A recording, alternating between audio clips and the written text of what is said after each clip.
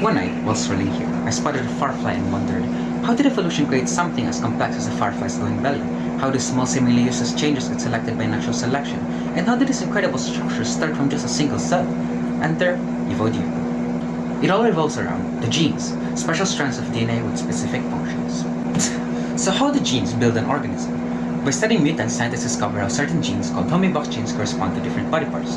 For example, Hox genes specify regions where the head, legs, and other body parts go. Breakthrough! Look at Mr. Fruit Fly right here.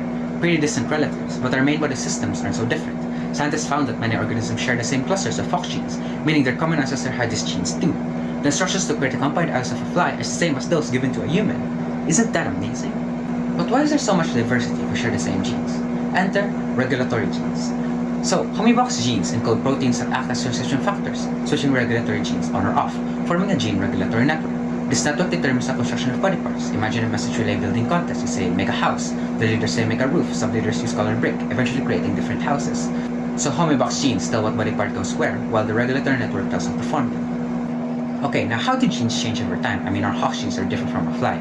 The key is, mutations in gametes are passed on. Mutations can be in single genes or entire chromosomes. These mutations can alter homing-box or regulatory genes, affecting development. Duplication mutations in particular are game changers. They can create redundant parts, so duplicated genes can mutate and perform new roles, which when successful are selected for by natural selection. So intermediate structures we think have no function are redundancies from a conserved original function. For fireflies, an ancestor's redundant gene might have mutated to produce photoproteins, making it glow.